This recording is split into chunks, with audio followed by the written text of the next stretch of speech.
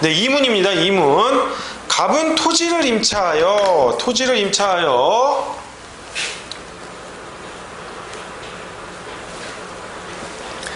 그 지상에 건물을 신축한 다음 위 건물에서 가구점을 운영하기로 하고 2006년 8월 18일 임차인이죠. 임대인입니다. 토지 임대차를 했어요. 그죠? 근데 얘의 목적은 뭐다?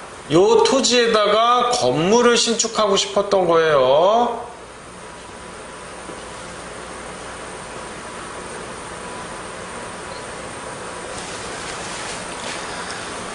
자, 임대차 기간은 얼마? 3년입니다.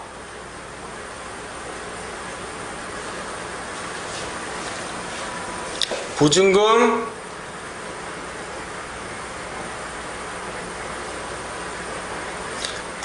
없어요. 단지 차임은 월 350만원.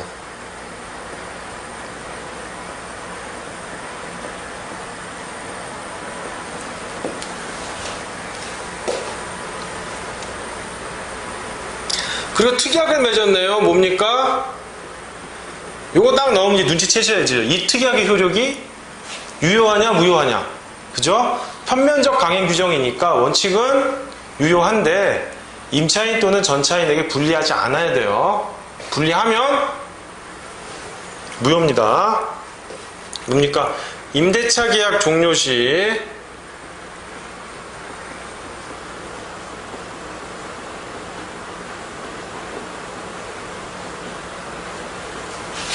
철거 특약했네요. 지상물 철거 특약. 갑은 이 사건 토지 위에 단층 건물을 신축하여 2016년 12월 20일 보존 등기를 격려한 후 서초가구라는 상호로 가구 판매점을 개업하여 영업했는데 자금사정으로, 근데 뭡니까? 임대인 을이, 소유자 겸 임대인 을이 자금사정으로 병에게 이걸 매도를 하죠.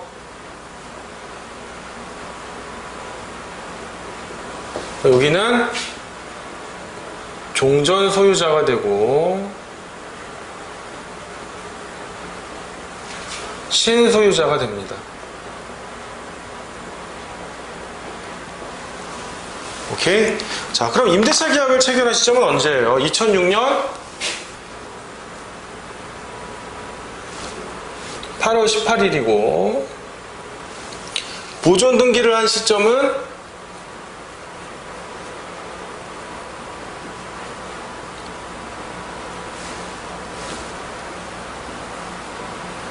12월 20일이겠죠. 그리고 이제 병은 언제입니까? 2008년 10월 10일 날 매수를 해요.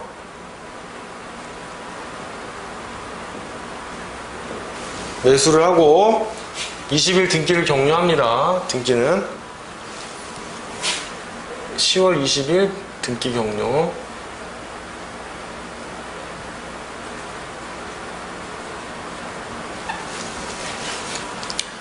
병은 위 임대차 기간이 만료된 날인 2009년 8월 17일 갑에게 즉시 이 사건 건물을 철거하고 이 사건 토지를 인도하여 줄 것을 통보하였으나 갑이 지상물 매수 청구권 행사의 의사표시를 하면서 계속하여 가구 판매 영업을 강행하자 병은 2009년 9월 21일, 즉 임대차 기간이 만료했네요.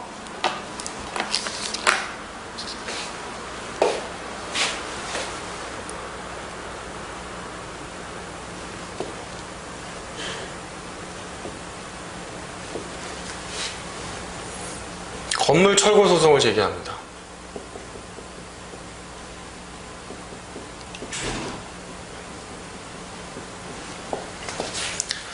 갑은 위 소송 절차에서 이미 이 사건 건물에 관하여 지상물 매수 청구권을 행사하였다는 주장을 하였고, 이에 대하여 병은 갑과 을 사이에 임대차 계약을 체결할 때 지상 건물을 철거한다는 특약을 체결하였기 때문에 갑의 주장을 부당하다고 다투었습니다. 나아가 혹시나 병은 질지 몰라가지고 지상물 매수 청구권이 인정될 경우에 대비하여 예비적 청구로서 예비적 청구는 뭡니까? 이제 이 사건 건물을 철거하라는 건 주의적 청구고, 예비적 청구는 이 사건 건물에 인도를 하고, 이 사건 건물을 인도를 하고 소유권 이전 등기 절차를 이행하라 라는 거겠죠. 아울러 갑이 이 사건 건물 및 이 사건 토지를 점유 사용함으로써 부당이득을 하고 있다는 이유로 임대차 기간이 만료된 다음 날인 2009년 8월 18일부터 이 사건 토지 및 건물의 인도기까지 매월 건물의 차임 상당액 월 200만원 및 토지의 차임 상당액 월 350만원 등 합계 550만원의 비율에 의한 금원의 지급을 청구하였다. 병의 예비적 청구에 대하여 갑은 주의적 청구에 대해서 항변을 했죠. 지상물 매수 청구권 행사했습니다. 그래서 병이 예비적 청구를 추가하니까 병이 또 예비적 청구에 대해서 항변을 하는 거예요. 갑의 이 사건 건물의 소유권 이전 등기 절차의 이행 및 그 인도 의무와 병의 건물 매매 대금 지급 의무는 동시 이행 관계에 있다는 취지의 항변을 하였다. 한편 이 사건 건물의 차임 상당액은 감정 결과 월 200만 원으로 평가되었고 매수 청구권 행사 당시 이 사건 건물의 시가가 2억 원인 점, 병은 이 사건 토지에서 주유소를 운영할 예정으로 있기 때문에 이 사건 건물이 병에게는 아무런 쓸모가 없어 철거하여야 하는 점에 대하여 당사자 사이에 다툼은 없다. 그리고 갑은 임대차 기간이 만료된 이후에도 가구점 영업을 계속하다 수입이 감소하여 2010년 2월 20일 이후에는 문을 걸어 잠근 채 영업을 중단한 상태인 점에 대하여는 당사자 사이에 다툼이 없고 이에 기하여 갑은 병의 예비적 청구 중 부당이득 반환 청구에 응할 수 없다고 다투고 있다. 위 소송은 2010년 5월 19일 변론 종결되었다. 상당히 복잡한 것 같은데 주의적 청구와 주의적 항변, 예비적 청구와 예비적 항변을 나눠서 보시면 어렵지 않습니다. 이런 문제를 다뤄보질 않으셔서 익숙하지 않으신 것 뿐이에요. 자, 보시면 사안에서 갑과 문제 2-1입니다. 사안에서 갑과 병이 소송상 제출한 각 주장의 당부에 관하여 아래 순서대로 판단하시오 라는 겁니다. 아래 순서대로 판단하시오. 병의 주의적 청구에 대한 판단. 자, 들어갑니다.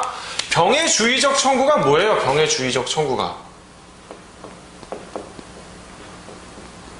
건물 철거거든요.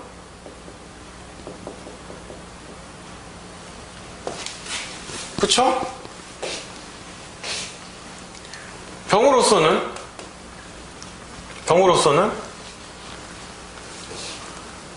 새로운 소유자잖아요. 그죠? 이 토지 임대차 관계를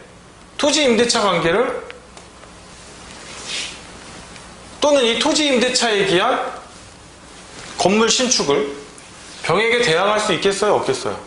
원칙적으로는 대항할 수가 없습니다. 일반적으로 보면요, 갑과 을은 채권 관계잖아요. 채권 관계인데, 그리고 을과 병은 매매 계약을 통해서 병이 새로운 소유권을 취득했단 말이에요. 물권자란 말이에요. 당연히 그러니까 채권자가 물권자한테 대항할 수 없는 게 원칙이죠. 그러면 대항력을 취득할 수 있는 방법은 주택임대차보호법이라든지 상가건물임대차보호법상 대항력을 취득해야 되는데, 이 본사안은 문제에서 상가건물임대차보호법이 적용된다라는 말도 없어요. 적용된다는 말도 없고, 과연 또 상가건물임대차보호법이 적용되느냐 여부를 따져보면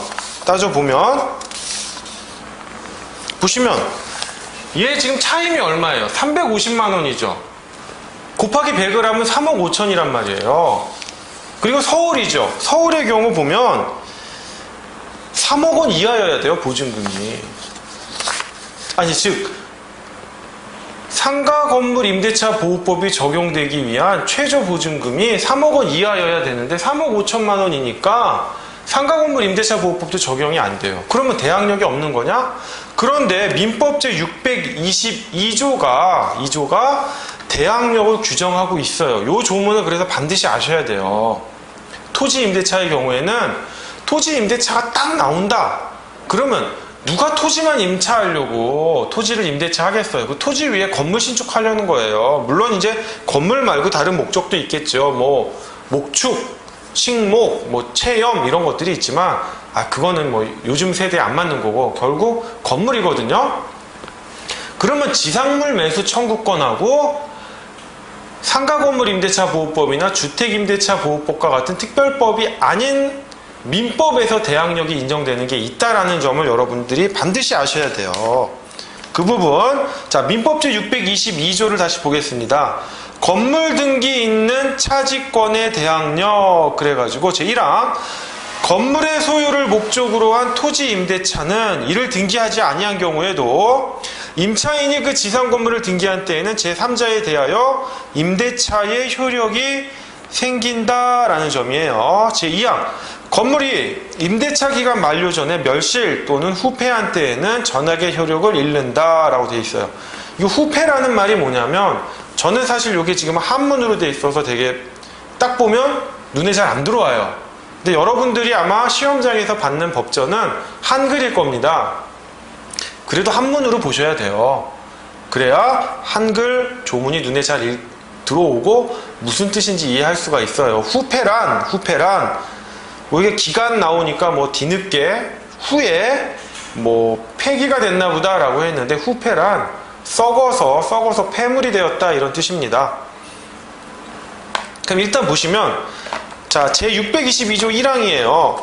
자, 건물의 소유를 목적으로 한 토지 임대차인데요. 이 토지 임대차 등기했어요? 임차권 등기하지도 않았단 말이에요. 그런데 이 임차인이 뭡니까? 이 지상 건물을 언제? 2006년 12월 22일 보전 등기를 하잖아요. 하기 때문에 대항력이 생긴 겁니다. 따라서 병에게 대항할 수가 있어요. 그렇기 때문에 지금 병이 주의적으로 무슨 청구를 했어요? 건물 철거 청구를 했잖아요. 철거 청구를 했기 때문에 안 된다. 왜?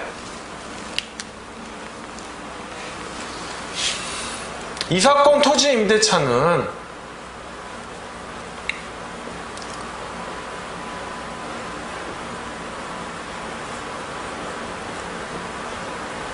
대항력이 있다. 오케이?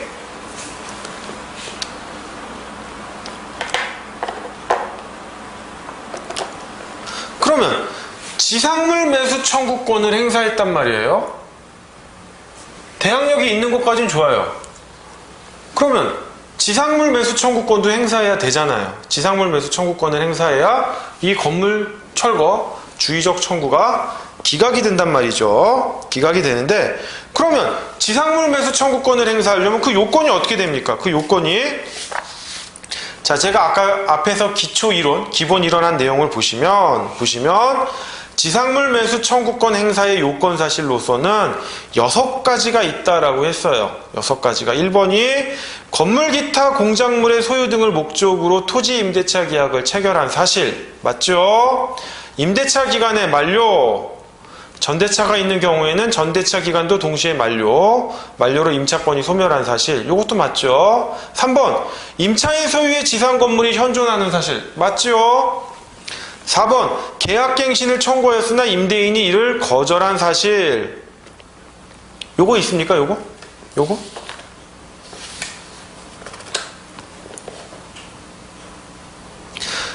요 4번 요건이 조금 의문스러울 수가 있어요. 그런데 요게 중요한 건 아니라는 거죠. 왜?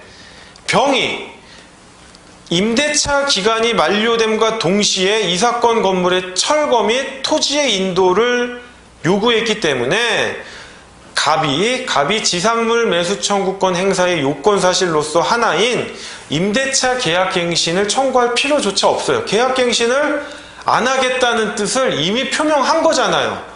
건물을 철거하고 토지를 인도하라는 거기 때문에. 그래서 지상물 매수 청구권 행사의 요건 사실 중 요 4번은 이 사안에서는 필요로 한 게 아니에요. 그렇기 때문에 대항력은 인정됩니다. 그리고 지상물 매수 청구권을 행사해야 하는데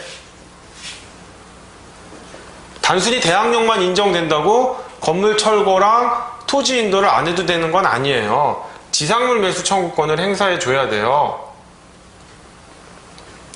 그럼 지상물 매수 청구권 행사의 요건 사실 중에 뭐다? 계약갱신의 요구는 이 경우에는 필요가 보이시나요? 제가 가려서 안 보이시는지 모르겠는데 계약갱신 요구는 불필요하다는 점이에요. 왜? 네가 먼저 건물 철거하고 토지 인도하라고 한 거는 뭐다? 내 계약갱신을 받아들이지 않겠다라는 것을 이미 명시적으로 표명한 거기 때문이에요. 그러면 5번째 요건 사실은 뭡니까? 임대차가 종료한 사실이죠. 종료했죠. 6번 매수 청구권을 행사한 사실입니다. 행사했죠. 자, 6가지 요건 사실 중에 5가지 요건 사실을 충족했고 하나의 요건 사실은 충족하지 않아도 무방합니다. 그래서 요 부분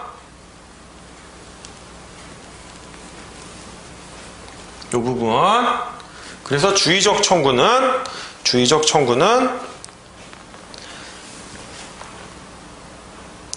기각이 되어야 합니다.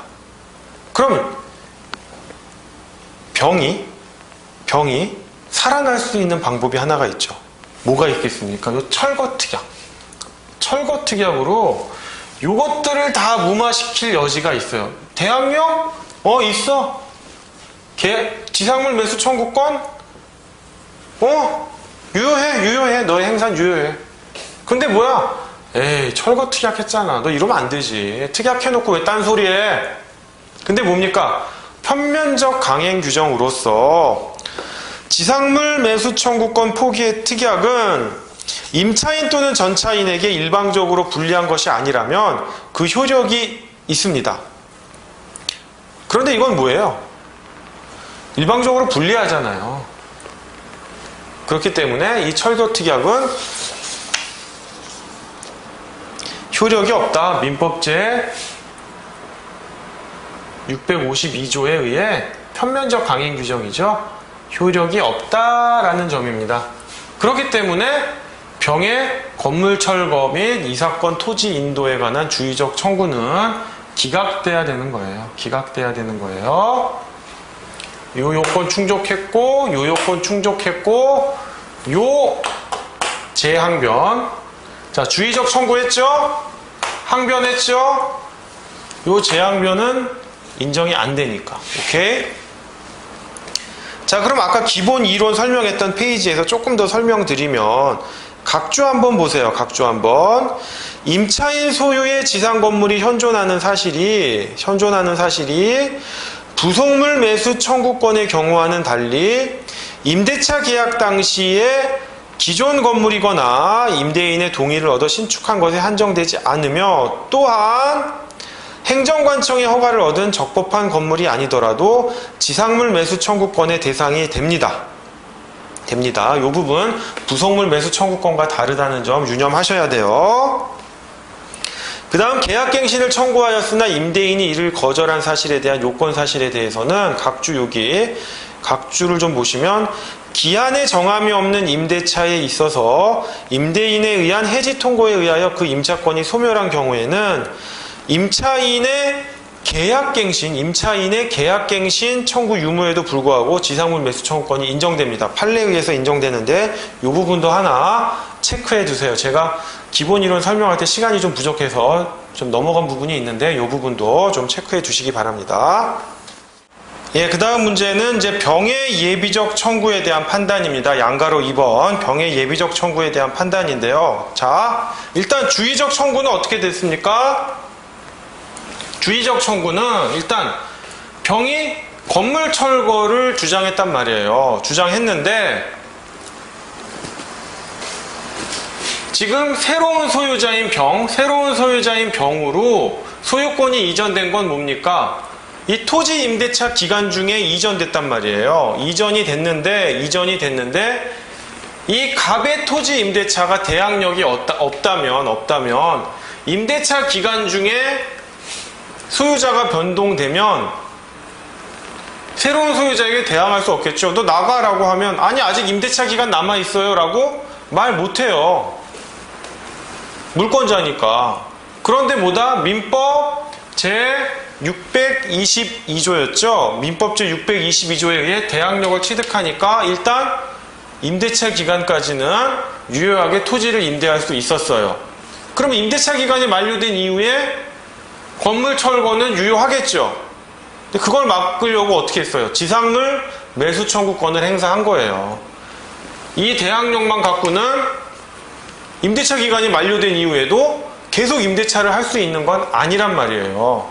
그리고 마치 주택임대차보호법이나 상가건물 임대차보호법 같이 대항력만 있으면 누가 알아서 보증금을 돌려주는 게 아니란 말이에요. 즉 대항력이 있다고 해서 민법 제622조 1항에 의한 제1항에 의한 대항력이 있다고 해서 가만히 있으면 이 건물에 대한 지상물 매매 대금을 주는 게 아니란 말이에요. 임대차 기간이 대항력이 있었기 때문에 임대차 기간까지는 병역에 대항할 수 있었고 그 기간 이후에 저 지상물을 철거하지 않고 매매 대금을 받아내려면 그 이후에는 대항력 갖고는 안 되고 지상물 매수 청구권을 행사해야 되는데 6가지의 요건 사실 중에 계약갱신 요구는 불필요하다. 왜? 바로 건물 철거를 병이 주장했기 때문에 그 점. 그 다음에 이 재앙변으로서 임대차 계약 종료 시 철거 특약은 임차인에게 불리한 것으로서 유효하지 않다. 민법 제652조 편면적 강행 규정이 적용된다는 거 다시 한번 정리합니다. 중요해서 정리하는 거예요. 제가 시간이 걸리더라도. 자, 그럼 병의 예비적 청구에 대한 판단은 그러면 주의적 청구인 건물 철거 청구가 기각이 되면 예비적 청구로서 뭘 하느냐? 그래, 그럼 저 지상물인 건물 철거하지 말고 건물 인도해라. 나한테 건물 인도해라. 인도만 하면 되느냐? 인도만 해갖고는 안 되죠. 뭡니까? 아까 저 보전 등기 했으니까 이전 등기도 해야 돼요. 오케이? 그 다음 뭐 또 주장하죠? 부당이득 반환 청구를 주장합니다.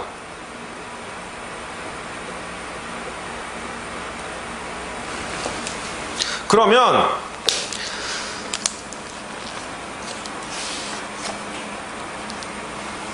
갑이 어떤 항변을 합니까? 지상물 매매 대금 지급과 이 사건 건물에 관한 인도 및 소유권 이전 등기 절차는 동시 이행 관계에 있다. 이 주장은 타당한 항변이죠. 따라서 이 사건 건물의 매매 대금이 얼마라고 했습니까?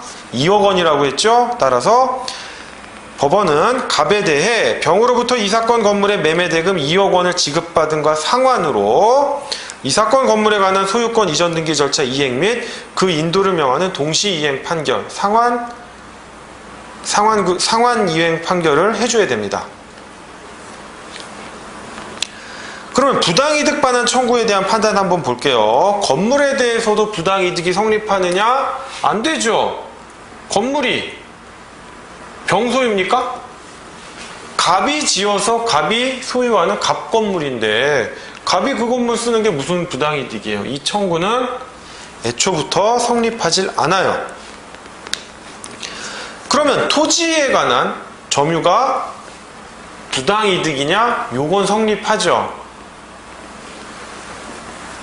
선생님, 근데 원래 임대차 같은 경우에요. 임대차 기간이 만료된 이후에 부당이득이 성립하려면 본래의 용법대로 사용 수익해야 되잖아요. 그렇지. 그럴 경우 차임 상당액을 부당이득으로 반환 청구할 수 있고 증가된 차임을 부당이득으로 청구하려면 임대차 기간이 종료된 이후 만료돼서 임대차 계약이 종료된 이후 주변 시세가 증가했다라는 것을 감정을 통해서 입증해야 되잖아요. 증명해야 되잖아요. 맞습니다. 근데 이 경우는 달라요. 토지 임대차의 경우 건물을 점유 사용하고 있는 것만으로도 토지를 점유 사용하고 있는 것으로 봐요.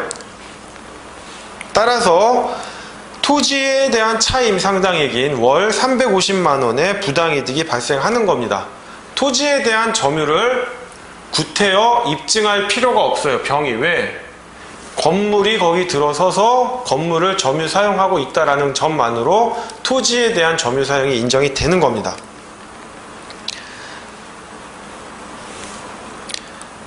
그 다음 2010년 2월 20일 이후에는 갑이 이 건물을 사용하지 않고 있다고 했죠.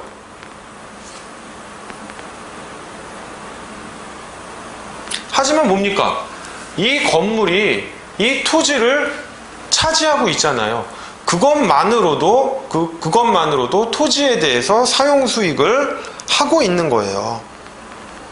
즉 토지에 관한 차임 상당액을 부당이득으로 취하고 있는 거기 때문에 그러한 항변조차 인정이 되질 않습니다. 따라서 이 점에 대한 갑의 주장도 이유가 없어요.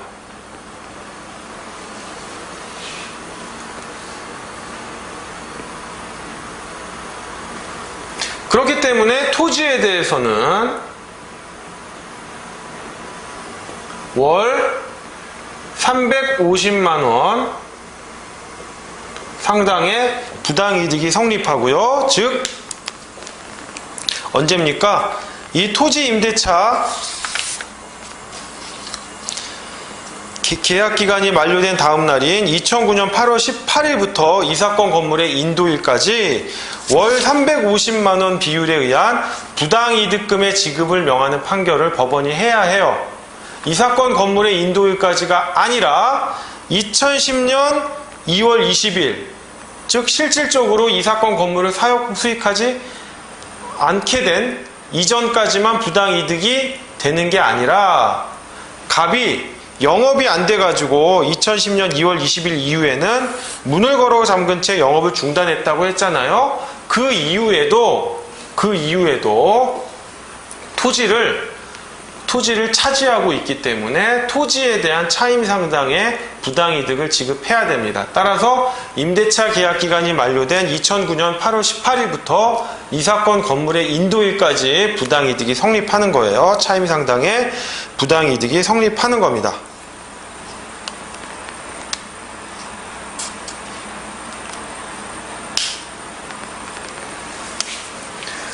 즉 이런 셈인 거예요. 이 건물에 대한 점유 사용이 토지에 대한 점유 사용을 당연히 추정하거든요.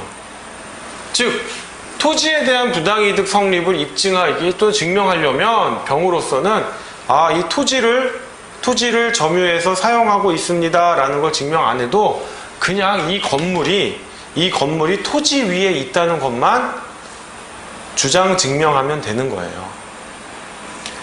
건물에 대한 임대차에 있어서 임대차 계약 기간이 만료된 이후에 차임 상당의 부당이득을 청구하는 거랑은 좀 다르죠. 토지 임대차는 좀 다릅니다. 다시 한번 건물의 임대차에 대해서 임대차 계약 기간 만료 이후에 차임 상당의 부당이득을 청구하려면 실제로 이 건물을 본래의 용법대로 사용 수익하여야 해요. 그러니까 그 전제로 건물을 당연히 점유해가지고 사용해야 되는 겁니다. 그러나 토지는 뭐다? 토지에 대한 차임 상당의 부당이득, 토지 임대차에 있어서 임대차 계약기간 만료 이후에 토지에 대한 차임 상당의 부당이득은 그냥 이 건물이 존재하고 있다라는 것만으로도 토지에 관한 차임 상당의 이득을 얻은 것입니다. 그 점 유의하셔야 돼요. 자, 그러면 문제 2-2번으로 가겠습니다.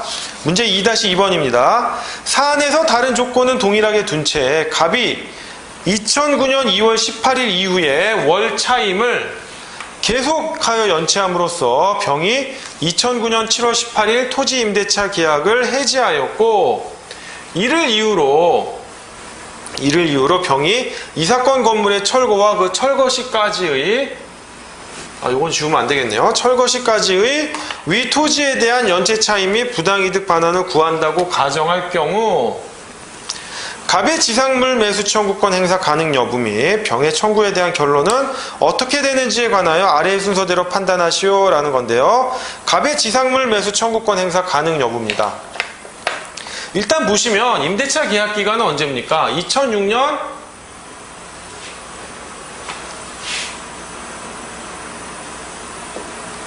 8월 18일이죠. 8월 18일이고 임대차 계약 기간은 3년이니까 2009년 8월 뭐 17일 날 종료된다고 볼 수 있겠죠. 그런데 언제입니까? 2009년 임대차 계약기간 도중인 2009년 2월 18일 이후 차임을 연체를 해요. 차임을 연체하니까 병이 2009년 7월 18일 임대차 계약기간 만료 전이네요.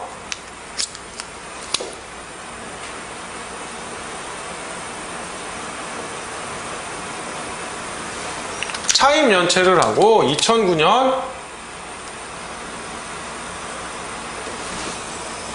7월 18일 해지를 하는 거예요. 그죠? 그럼 지상물 매수 청구권 행사 가능 여부인데,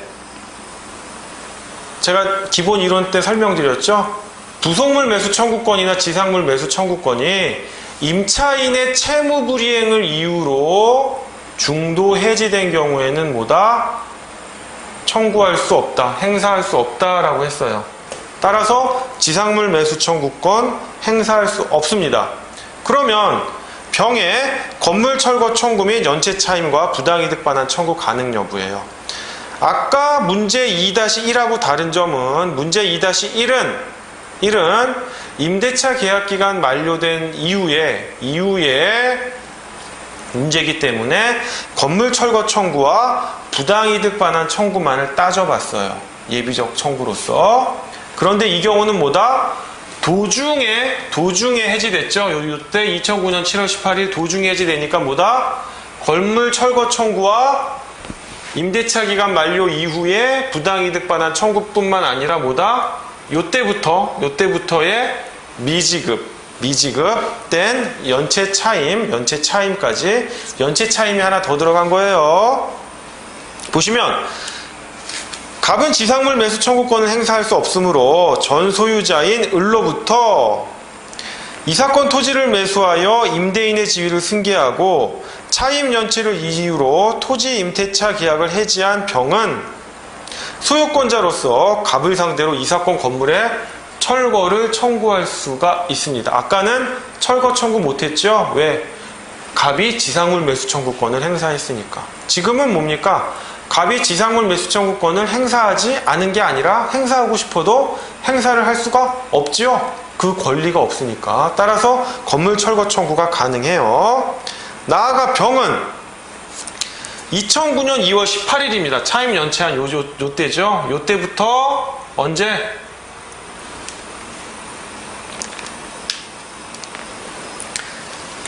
요때입니까? 즉 임대차 계약 기간 만료 때입니까? 아니면 요때부터 계약이 해지된 요때까지일까요? 임대차 계약 기간이 만료되는 시점은 여기고 이때가 예정이 되지만 중도에 해지됐잖아요. 자, 임대차 계약의 종료 사유가 뭡니까? 가장 대표적인 게 임대차 계약의 종료 사유는 기간 만료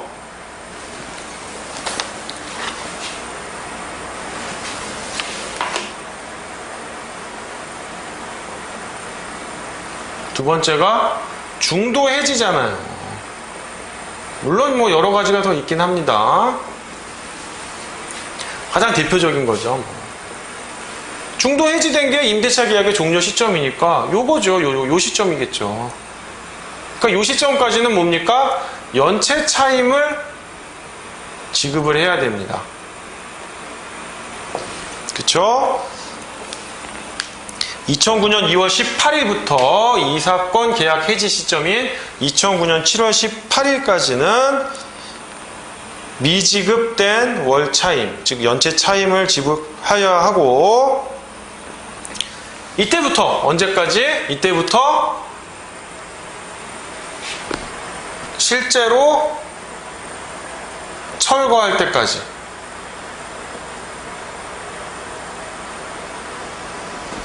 요때는 뭡니까? 요때는 부당이득이다 라는 겁니다. 물론 차임 상당히 부당이득이겠죠. 시점, 뭘 청구해야 되는지, 오케이? 그리고 그 청구가 유효한 시점이 언젠지, 요걸 판단 잘 하셔야 돼요. 즉 부당이득은 이 해지 이후 이 사건 건물을 철거할 때까지 이 사건 토지의 점유 사용으로 인한 부당이득 반환을 청구할 수 있습니다. 그건 뭡니까? 특별한 사정이 없는 한 다툼이 없었던 월 차임 상당액 350만 원이 될 거예요. 따라서 법원은 갑에 대해 이 사건 건물을 철거하고 2009년 2월 18일부터 이 사건 건물의 철거 시까지 월 350만 원의 비율에 의한 월 차임 또는 부당이득금의 지급을 면하는 판결을 하여야 합니다. 세부적으로 나누면 2009년 2월 18일부터 이 사건 임대차 계약 해지 시까지는 미지급 전체 차임, 그리고 그 이후부터 해지 이후부터 이 사건 건물 철거 시까지는 월 차임 상당액의 부당이득 반환을 부당이득금의 지급을 명하는 판결을 하여야 되는 것입니다. 이렇게 해가지고요, 민법 임대차 기본 이론에 대한 문제 풀이를 마치고요, 그 다음에 특별법상의 임대차에 대한 이론을 설명한 다음에 관련 문제를 풀어보도록 하겠습니다. 특별법상의 임대차, 주택임대차보호법 및 상가건물 임대차보호법에 관한 내용을 살펴보겠습니다. 근데 사실 이쪽 부분, 이 특별법에 대한 것은 중요하기는 한데 여러분들이 기본적인 것만 익혀두시면 돼요. 그리고 그 대법원 판례에 있어서 다양한 사례들이 있거든요. 다양한 사례들이 있는데 그 모든 경우를 여러분들이 암기하실 수는 없어요. 왜냐하면 어떤 그 일반적인 주택임대차보호법이라든지 상가건물 임대차보호법의 기본적인 그 입법 취지가 있거든요. 그것에 맞는 판례도 있는 반면에 어떤 경우에는 그 사안의 특수성에 따라서 어떤 임차인 보호를 목적으로 해가지고 조금 그 일반적인 법리에서 벗어나는 판례들도 있어요. 일반적인 법리에 의하면 보호를 못 받을 것 같은데 어떤 구체적인 타당성 때문에 임차인을 보호해주는 경우도 있거든요. 그런 것들은 일반적으로 사례 문제나 기록형 문제에서 내기는 힘들 겁니다. 하지만 객관식에서는 충분히 나올 수 있으니까요. 그런 개별적인 판례들은 여러분들이 숙지하는 걸로 하고요. 여기서는 기본적인 흐름에 대해서만 설명을 드리고 그 다음에 관련된 문제를 풀도록 하겠습니다.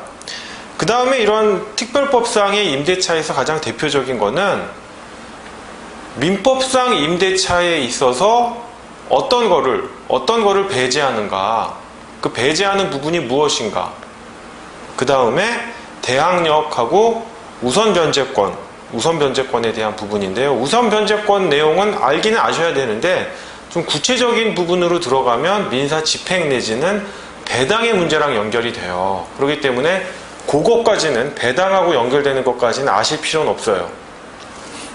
민사집행법이 우리 시험 범위는 아니기 때문에. 하지만 배당을 넘어서서 그 이상의 것은 필요가 없지만 그 이전에, 배당 이전에 어떤 순위를 결정하는 부분까지는 그래도 여러분들이 알고 계셔야 합니다. 그래서 그 부분까지만 설명을 드리도록 하겠습니다. 그럼 일반적으로 이런 특별법상의 임대차가 추구하는 목적은 두 개가 있어요. 두 개. 일반적으로 제가 이제 기본 내용에도 설명을 해놨지만 임차권의 존속을 보장해 주는 거예요. 사실 이게 제일 중요해요.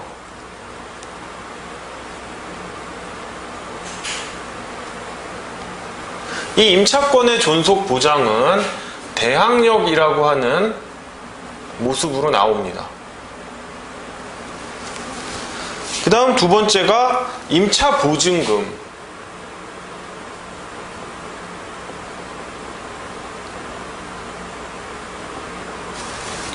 임차보증금 회수를 보장해 주려고 하는데 이것이 바로 우선 변제권의 모습으로 나와요. 심지어는 이 우선 변제권으로도 보호해 주려고 하다 보니까 선순위 근저당권자라든지 앞선 권리자들이 있으면 우선 변제권도 보호를 못 받는 경우가 있거든요. 보호를 못 받거나 아니면 자신의 배당액이 줄어들어요. 일반적으로 뭐 보호를 못 받는다기보다는 배당액이 줄어드는 결과가 나오니까 최선순위, 예외적으로 소액 임차인의 보증금 중 일정 부분에 대해서는 최우선 변제권을 부여합니다.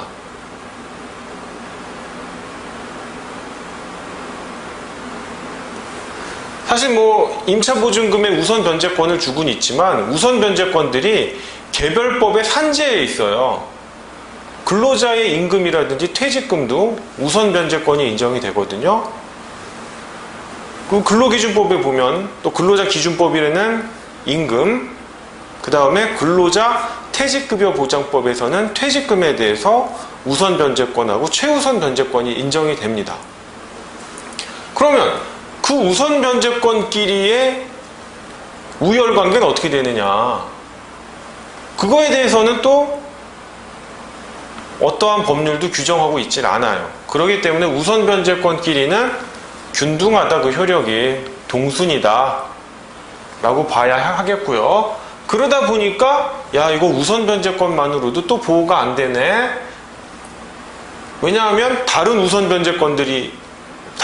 변제권들과 우열하지는 않지만 서로 우열관계에 있지만 동순이다 보니까 안분 배당을 해야 되고, 또 이것보다 선순위 근저당권자라든지 선순위 권리자가 있으면 그 사람들이 먼저 배당을 받고 남는 부분을 배당을 받아야 되니까 자신한테 돌아올 몫이 줄어들거든요. 그렇기 때문에 또 최우선 변제권이라는 걸 만들어서 내 앞에, 우선 변제권 앞에 어떠한 선순위 권리자가 있어도 다 무시하고 나는 무조건 최우선으로 변제를 받는다라는 또 이러한 아주 특권, 옥상옥이죠. 이런 것을 규정하고 있는 겁니다. 사실 우선 변제권이나 최우선 변제권은 민사 집행에서 배당의 문제로 넘어가기 때문에 여러분들이 가장 주목해야 되고 중심을 두어서 공부해야 될 부분은 이 대항력 부분이 아닌가 싶어요. 물론 우선 변제권도 공부를 해 두셔야 합니다. 자, 대항력은 일반적으로 이런 거죠. 갑하고 임차인이 있고 임대인이 있는데, 임대인은 뭐겠어요? 종전 소유자겠죠. 물론 이제 타인 소유의 물건에 대해서 임대를 할 수도 있죠. 그러나 그런 예외적인 경우보다는 일반적으로 종전 소유자가 매매 계약을 해서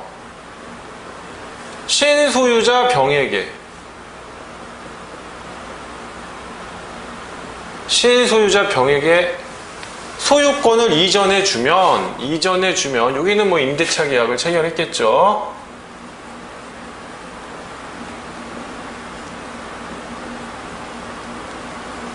이전해 주면 사실 물권자거든요. 여기는 특별한 사정이 없는 한, 즉 갑과 을 사이에 임대차 계약을 승계한다라는 병의 합의 내지는 동의 또는 승낙이 없는 한은 이 신소유자 병은 이 임차인에 대해서 언제든지 너 나가라 라고 할 수가 있는 거예요. 건물 임차인 같은 경우에는 너 퇴거해라. 건물을 인도하고 퇴거해라 라고 청구할 수 있고, 토지 임차인 같은 경우에는 토지를 인도하고 그 토지 위에 지상 건물을 만약에 임차인이 세웠다면, 신축을 했다면 그 지상 건물은 철거해라 라고 청구할 수가 있는 거예요. 그러다 보니까 여긴 채권 관계고, 임대차 계약은 채권이고 여긴 물권 관계잖아요.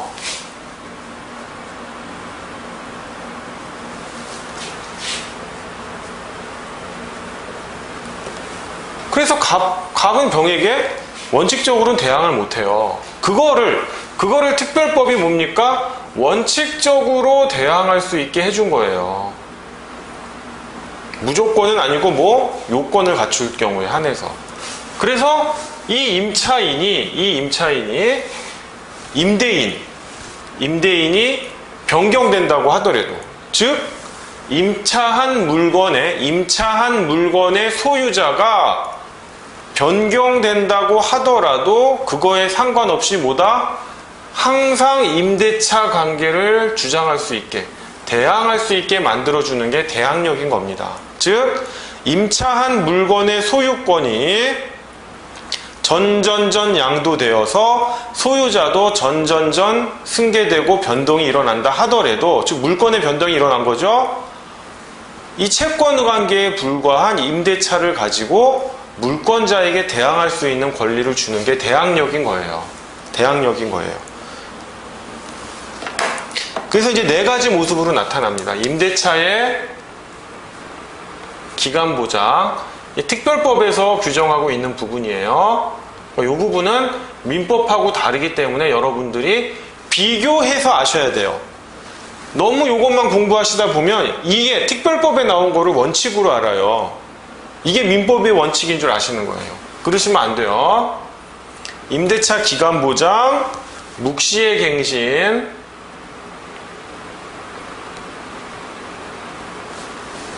이 부분 좀 지우겠습니다.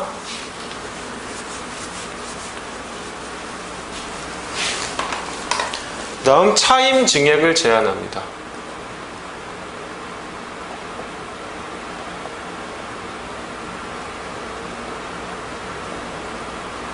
증액이 제한되는 거예요. 즉 임대인한테 유리한 게 제한되는 거예요. 임차인에게 유리한 감액은 허용되는 겁니다. 임차권 승계, 요 네 가지의 모습으로 나타나요.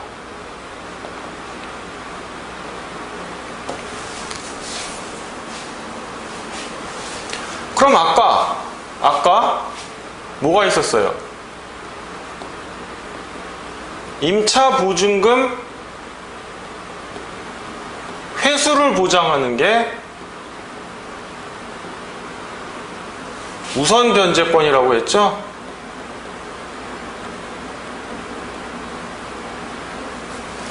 요것은 특별법에서 세 가지 모습으로 나타납니다.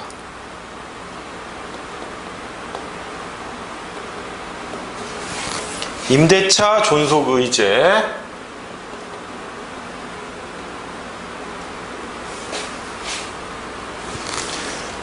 임차권 등기명령. 임차권 등기명령은 이주를 보장해 주려는 거예요. 임차인의 이주를.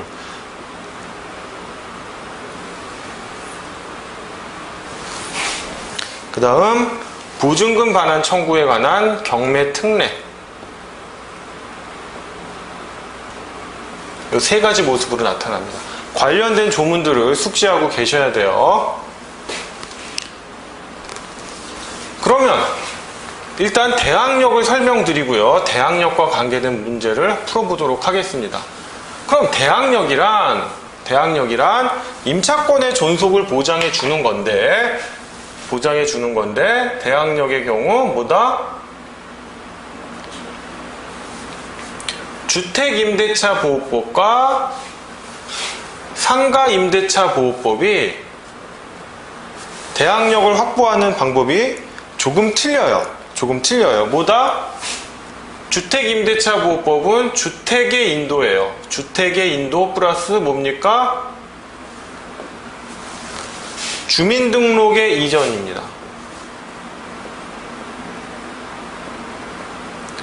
이 주민등록 이전에 대해서 전입신고라고 해요. 오케이? 그러면 상가건물 임대차보호법에는 뭐냐? 상가건물의 인도겠죠.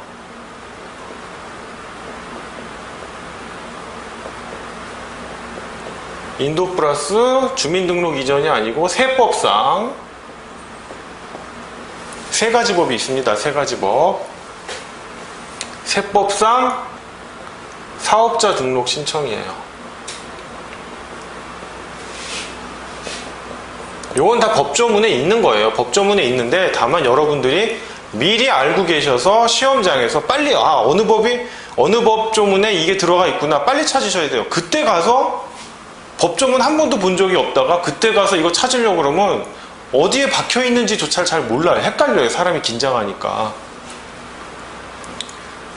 그래서 조문을 통해서 항상 공부하는 습관을 가지셔야 돼요. 시간이 오래 걸린다고 하더라도 그게 절대 오래 걸리는 게 아닙니다. 지름길이에요. 지름길.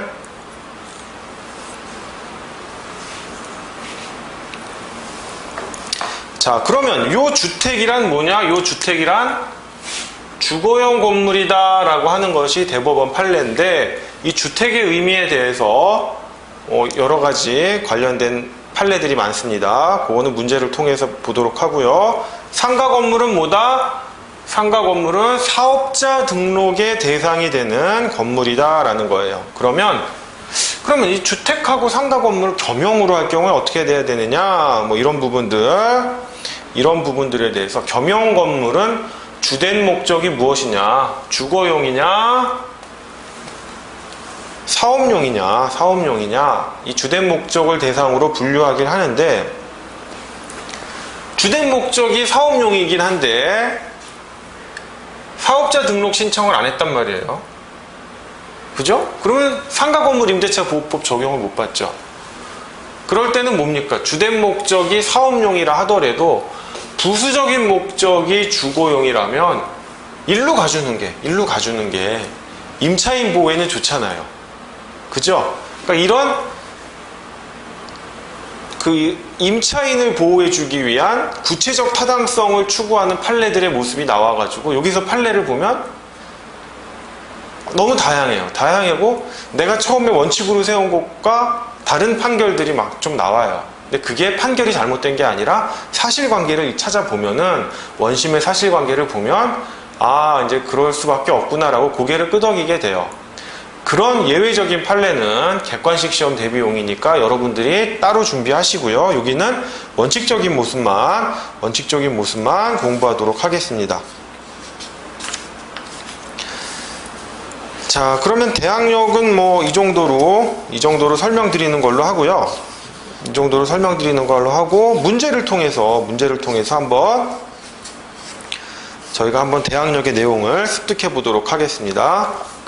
자, 바로 문제 저희가 민법상 임대차 기본 이론에 대한 문제 1번하고 2문을 풀었죠. 그거에 의해서 이어가지고 3문부터 한번 풀어보도록 하겠습니다. 여기 있는 문제들은 간단해요. 간단하니까 좀 속력을 내겠습니다. 문제 3번 제3문은 주택임대차보호법의 적용 범위에 관한 겁니다. 자, 문 3-1입니다. 갑은 가족과 함께 거주하면서 슈퍼마켓을 운영하여 생활할 목적으로 등기부상 표시가 근린생활시설 및 단독주택으로 되어 있는 5층 건물 중 1층 약 80제곱미터 이하 이 사건 임차 부분이라 함. 이거를 임차하였고 그중 일부 약 43제곱미터를 주거생활에 이용하고 나머지 부분 약 37제곱미터에서 슈퍼마켓을 운영하였다. 그 갑은 이 사건 건물 중 지하층 약 58제곱미터를 추가로 임차하여 이를 창고로 이용하였다. 이 사건 임차 부분에 대하여 주택임대차 보호법이 적용될 수 있겠는가? 라는 부분인데 일단 문제를 설명드리면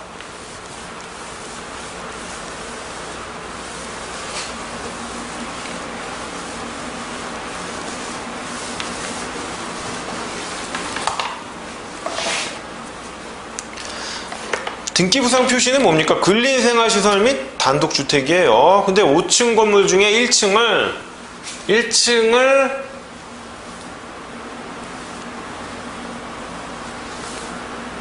80제곱미터를 임차를 하는데 80제곱미터면 몇 평 정도 될까요? 원래 1평이 약 3.3제곱미터거든요.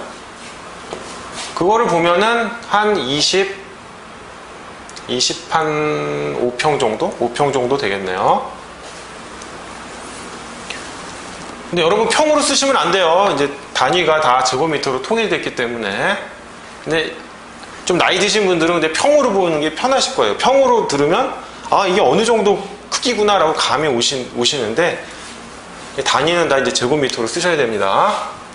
그렇기 때문에 여러분 이제 실무에 나가시거나 실제 여러분 실생활에서 분양계약서라든지 이런 거 보면 다 제곱미터로 돼 있어요. 평 안 돼요. 병기에서도 못 써요. 어쨌거나 절반 약간 넘는 부분 43제곱미터를 주거용으로 쓰고요. 37제곱미터를 사업용으로 썼단 말이에요. 사업용으로 썼는데 이것만 놓고 주거용이다 사업용이다 판단할 수 있겠는가. 더더군다나 심지어 이 지하층 얼마입니까? 58제곱미터를 추가로 임차해가지고 창고를 썼다는 거는 또 뭡니까? 슈퍼마켓의 운영을 원활하게 하기 위해서 이 부분 창고를 또 더 썼단 말이에요. 처음에는 주된 목적이 주거용이었어요. 쬐끔 한 2분의 1 조금 넘는 면적으로. 그러다가 나중에는 아예 사업용이 주된 목적이 되었죠. 이 경우 주택임대차보호법이 적용될 수 있겠는가 라는 부분이에요. 자, 답을 보시면 적용이 될 수 있다는 겁니다. 즉 주택임대차보호법 적용 대상이 되는 주거용 건물인지 여부는 공부상의 표시만을 기준으로 할 것이 아니라 사실상 주거로 사용하는지 여부를 그 기준으로 합니다. 또한 하나의 건물이 주거용과 비주거용 겸용으로 되는 경우에는 그 건물 전체가 주택임대차보호법 제2조가 정한 주거용 건물에 해당하는지 여부를 결정함에 있어서 여기 길게 나와 있죠. 이런 부분들을 한 목적적으로 결정해야 한다라는 거예요. 즉 주거용과 비주거용 이렇게 사업용으로 겸용으로 쓸 경우에는 일반적으로 판단 기준은 뭡니까? 면적 기준이에요. 면적 기준. 물론 면적 기준만으로 주거용이다 비주거용이다라는 걸 판단하진 않지만 그 면적이 주된 판단 기준이 되기는 해요. 물론 그 뒤에 추가적으로 비주거용 부분, 즉 사업용 부분이 추가돼서 주거용 부분의 면적 비율이 줄어들고 비주거용 부분의 면적 비율이 크게 증대하였다고 하더라도 주택임대차보호법이 적용이 됩니다. 이 부분.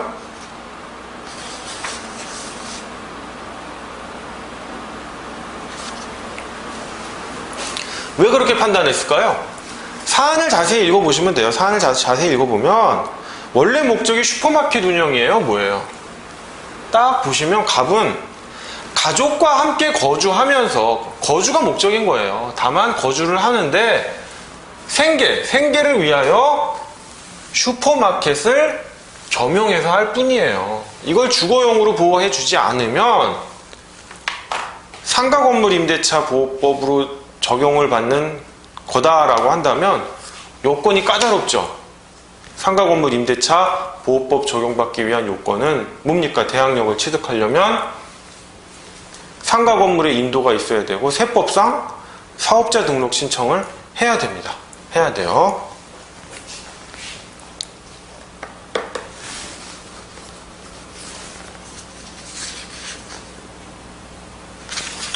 예, 그 다음 3-2번입니다. 3-2번 문제문. 갑이 점포 및 사무실로 사용되던 건물을 임차한 다음 이를 임의로 주거용으로 개조하였다면 주택임대차보호법을 적용할 수 있겠는가? 안 된다라는 거예요. 안 된다라는 거. 자, 주택임대차보호법이 적용 여부는 임대차 계약 체결 당시를 기준으로 해야 되는 거예요. 왜냐하면 대항력 플러스 우선 변제권이라고 하는 막강한 권한을 주거든요. 자, 우선 변제권의 요건은 뭐예요? 조금 이따 우선 변제권 문제 풀 때 제가 설명을 드리겠지만 대항력 플러스 확정일자거든요. 이 대항력은 아까 뭐라고 그랬어요? 인도 플러스 전입신고거든요. 물론 상가건물 임대차 보호법에서는 전입신고가 아니라 뭐다? 사업자 등록 신청이라고 했죠.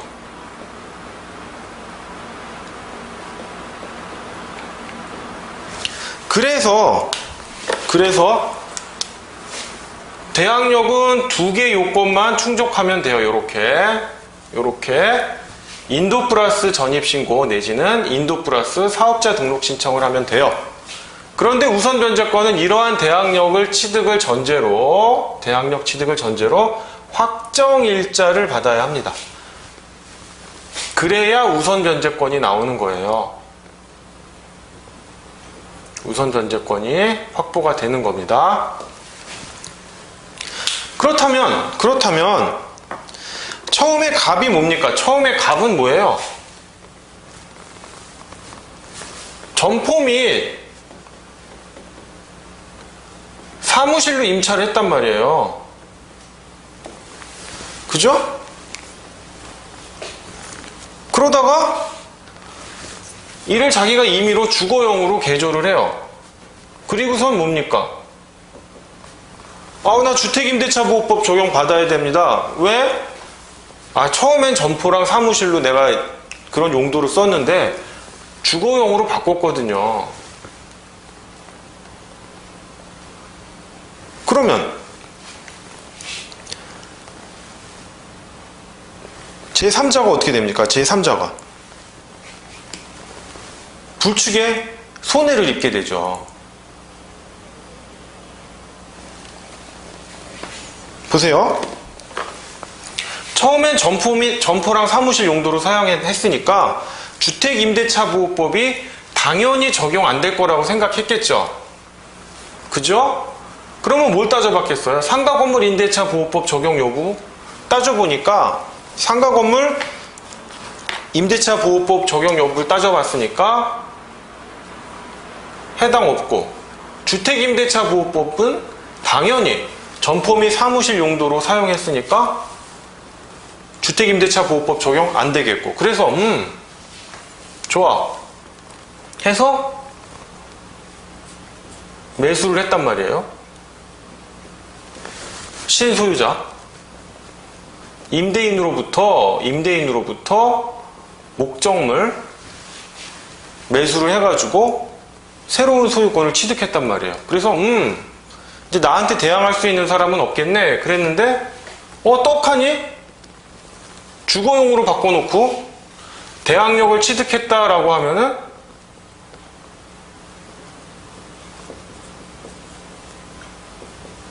이 매수인 입장에서는 어떻게 되겠어요? 불축의 손해를 입잖아요. 즉 처음에 이 사람이 매수할 당시에는 뭐예요? 상가건물 임대차보호법 적용 여부만 따지면 됐어요. 어차피 주택임대차보호법은 적용될 여지도 없었어요. 왜냐하면 점포 및 사무실로 썼으니까. 주택임대차보호법 적용 여부는 따져볼 필요도 없었잖아요.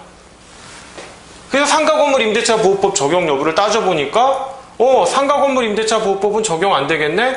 주택임대차보호법 적용 여부는 얘가 주거용으로 썼으면 적용되기는 하는데 애초에 점포 사무실 용도니까 주택임대차보호법 적용 대상도 아니야 라고 해서 나 이제 매수하면 나한테 대항할 수 있는 사람은 없어. 즉 임차권을 갖고 대항할 수 있는 사람은 없어 라고 했는데 얘가 뜻하니 목적을 주거용으로 바꿔놓고 나 주택임대차보호법에 의하면 대항력 취득합니다 라고 하면 새로운 소유자 입장에서는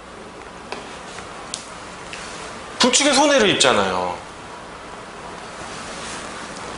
만약에 대항력을 이때부터 취득했다라는 걸 알았다면, 대항력이 있다라고 한다면 이 매수인은 뭡니까? 선택을 하겠죠. 나 매수 안 할래 라든가 얘 대항력, 즉 대항력이라는 건 뭡니까? 우선 변제권은 없어요. 하지만 눌러 앉아 있는 거잖아요. 눌러 앉아 있어서 임대인한테 임차보증금을 돌려받든 누가 됐던 나는 임차보증금만 누가 나한테 돌려주면 나는 나갈 거야 라는 거예요. 그러니까 사실상의 우선 변제적 효력을 갖잖아요. 그럼 이 매수인 입장에서는 매수를 안 하거나 저 임차보증금만큼 공제를 해가지고 감액된 매매대금을 지급해가지고 매수를 했을 거예요. 감액된 매매대금을 지급을 해가지고 그 불측의 손해를 주기 때문에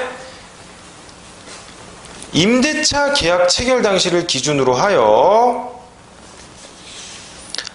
그 건물의 구조상 주거용 또는 그와 겸용될 정도의 건물의 형태가 실질적으로 갖추어져 있어야 합니다. 그때 당시의 건물과 용도를 기준으로 주택임대차보호법 적용 여부를 따진다는 거예요. 물론 임대인이 그래 너 주거용 건물로 용도를 바꾸거나 개조하는 걸 승낙한다 라고 했다면 이러한 특별한 사정이 있다면 대항력을 취득한다라고 볼 수도 있겠지만 이러한 경우는 안 된다라는 거예요. 근데 이 문제 아래에 참고 판례를 보시면 이 경우엔 또 대항력을 취득한다라고 되어 있어요. 변경이 됐는데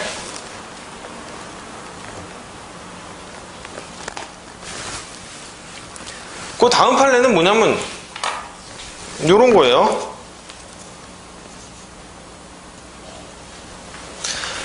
처음에 점포 및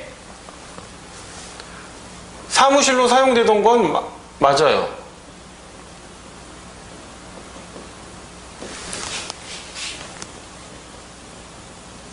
그리고 이 건물에 근저당권이 설정이 됩니다. 그러니까 이 근저당권자 입장에서는 얘는 상가 건물 임대차는 적용이 안 되고, 이 문제가 상가 건물 임대차 적용 여부에 대해서는 언급이 없지만 상가 건물 임대차는 적용이 안 된다는 걸 전제로 하는 거예요.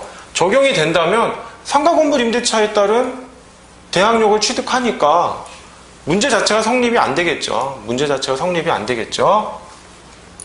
그리고 상가 건물 임대차 보호법에 따른 대항력을 취득했다 하더라도 주거용으로 개조를 했다면 그 대항력은 또 소멸하는 걸로도 볼 수가 있어요. 그러니까 아예 상가 건물 임대차 보호법 적용 여부, 상가 건물 임대차에 따른 대항력 여부는 아예 이 문제에서는 전제로 하고 있지 않는 겁니다.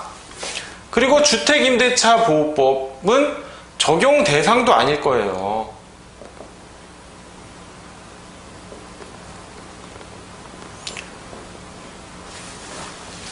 다만 점포 사무실이 아니라 주거용으로 썼다면 적용 대상이었겠죠. 적용 대상이고 대항력을 취득했었겠죠. 그러니까 문제가 되는 거겠죠. 그러니까 이 근저당권자 입장에서는 자기가 1순위다라고 생각을 하고 있었는데 뭐가 됩니까? 용도 변경이 일어나요. 용도 변경이 일어나서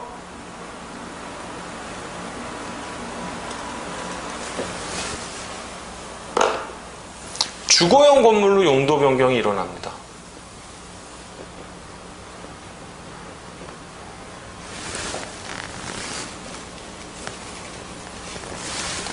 그러면 이때 주택임대차 보호법 적용을 받느냐라는 거거든요. 그럼 요 경우에도 아까 문제랑 똑같이 이렇게 되면 이 근저당권자를 침해하는 거 아니냐. 얘보다 선순위로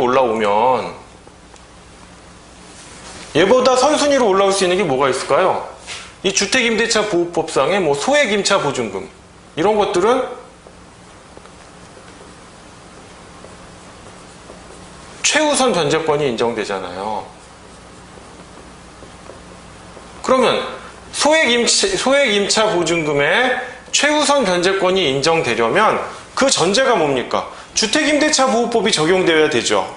그죠? 그럼 주택임대차 보호법이 적용되려면 그 전제로 주거용 건물이어야 돼요.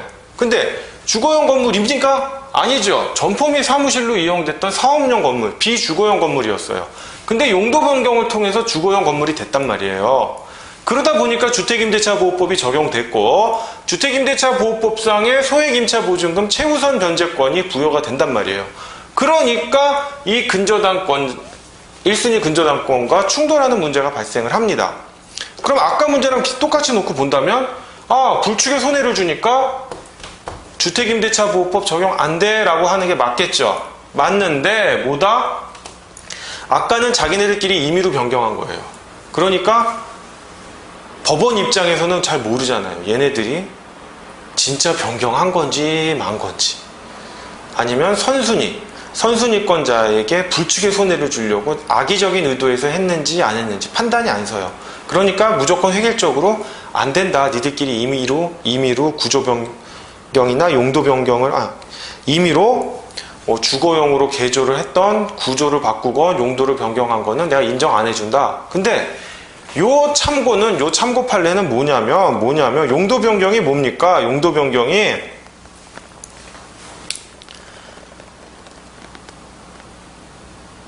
어떤 임의로 된 것이 아니라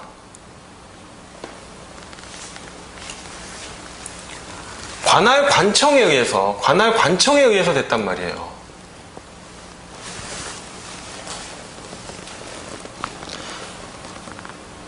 그렇기 때문에 이 용도 변경 여부가 공적인 기관에 의해서 확인을 받았기 때문에 이 경우에는 근저당권이 설정된 이후 주거용 건물로 용도 변경이 되었지만 공적인 기관을 통해서 확인을 받았기 때문에